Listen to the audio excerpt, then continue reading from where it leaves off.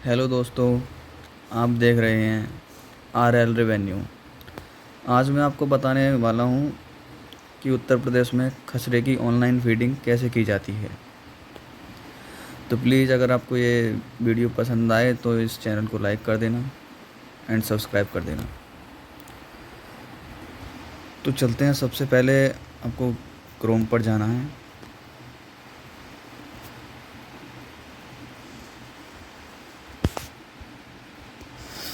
तो क्रोम पर जाने के बाद आपको सबसे पहले बोर्ड ऑफ रेवेन्यू की साइट पर जाना है, bor.up.nic.in।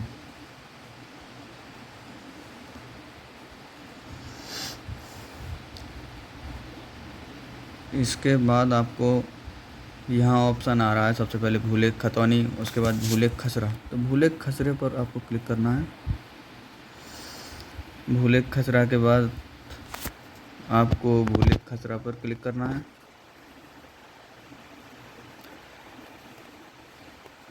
इसके बाद आपको नीचे ऑप्शन आएगा लॉगिन का, वहाँ क्लिक करना है।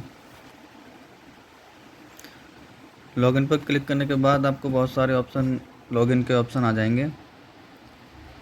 तो आपको जो खसरा फीड करना है वो लेखपाल हल्का लॉगिन पर करना है, तो वहाँ क्लिक करेंगे। इसके बाद आपको अपना डिस्ट्रिक्ट सेलेक्ट करना है। इसके बाद आपको तहसील सेलेक्ट करनी है। इसके बाद आपको जिस क्षेत्र का आपको खसरा फीड करना है वो सेलेक्ट करना है। उसके बाद आपको उसका पासवर्ड डालना है, जो भी आपका हो। उसके बाद ये कैप्चा कोड,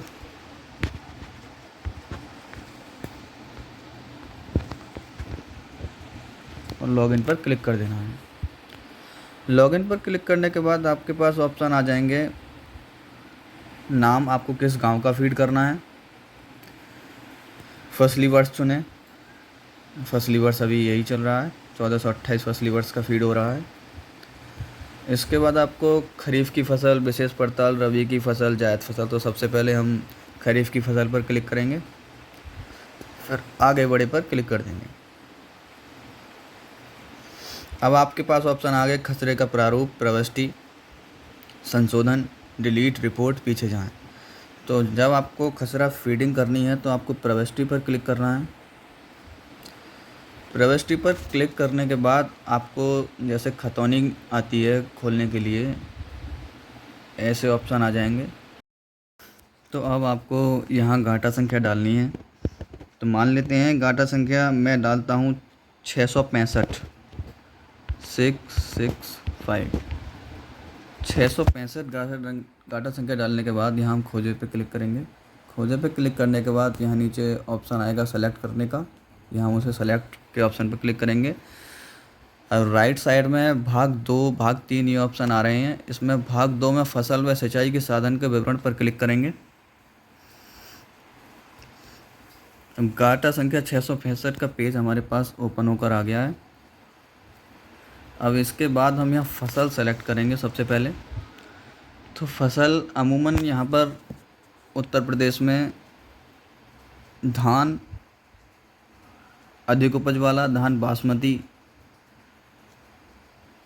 एवं दाल उड़द, मक्का, बाजरा और ईख पेड़ी और ईख बोई हुई अधिकतर फसल होती है यहाँ पर। तो 2 प्रकार की फसल होती हैं, एक सिंचित, एक असिंचित। तो धान अधिक उपज वाला सिंचित क्षेत्रफल में आता है। तो सबसे पहले हमने धान अधिक उपज वाले पर क्लिक कर दिया है। उसके बाद फसल का क्षेत्रफल, टोटल फसल का क्षेत्रफल है ये। उसके बाद सिंचाई की विधि, सिंचाई की विधि, ये सिंचाई किस प्रकार हो रही है धान की फसल की, उस ऑप्शन को सेलेक्ट करना है। नहर द्वारा, नदी द्वारा, तालाब द्वारा, कुआं द्वारा, सरकारी ट्यूबवेल, बोरिंग निजी, डीजल बोरिंग निजी विद्युत। तो अधिकतर बोरिंग निजी डीजल और बोरिंग निजी विद्युत होती है। तो बोरिंग निजी डीजल पर आपने क्लिक कर दिया। अब धान की फसल सिंचित क्षेत्रफल में आती है, तो हम यहाँ ये जो एरिया है, जितने क्षेत्रफल में धान बोए हुए हैं उस क्षेत्रफल को हम यहाँ फिल कर देंगे। असिंचित क्षेत्रफल में हमें कुछ नहीं करना है और इसके बाद हमें सीधे से सुरक्षित कर देना है। सुरक्षित करने के बाद हमारा डाटा इंसर्टेड हो जाएगा। उसके बाद सीधे हम मुख्य पृष्ठ पर जाएंगे। नीचे ये भाग 3, भाग 4, भाग 5, भाग 6, भाग 7 ये खरीफ की फसल में ओपन नहीं हो रहे हैं, इसीलिए सीधे हम मुख्य पृष्ठ पर जाएंगे। अब एक और तरीका है फसल फीड करने का। अब मान लेते हैं 666 डाटा संख्या है, 666 पर हमने क्लिक किया। यहाँ सेलेक्ट, यहाँ भाग 2, धान और ईख हमेशा सिंचाई विधि उसमें सेलेक्ट करनी है।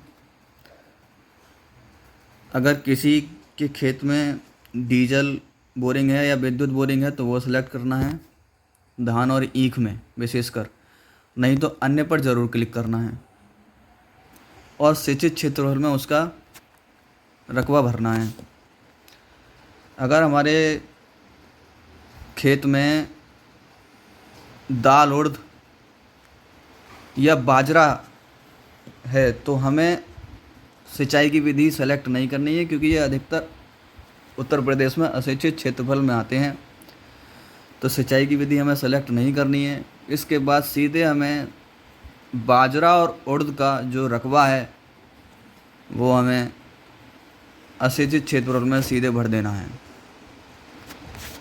असिंचित क्षेत्रफल में हमने सीधे भर दिया। कोई भी ऑप्शन हमें यहाँ टच नहीं करना है, दाल, उड़द और बाजरा के ऑप्शन में। अब इसको हमें सुरक्षित कर देना है। सुरक्षित करने के बाद यहाँ डाटा इंसर्टेड आ गया है लिखा हुआ। उसके बाद सीधे हमें मुख्य पृष्ठ पर क्लिक कर देना है। अब ऐसा भी देखा जा रहा है कि जैसे एक खेत में 2-2, 3-3 फसलें हैं, तो उसके लिए हमें क्या करना है। उसके लिए हमें सबसे पहले मान लेते हैं कोई घाटा हमें सेलेक्ट करनी है, तो मान लेते हैं 667 घाटा संख्या मैंने सेलेक्ट की।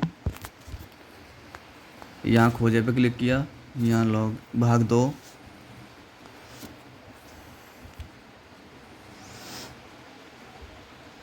अब मान लेते हैं कि इस खेत में 667 घाटा संख्या में कुछ एरिया में तो धान हो रहे हैं।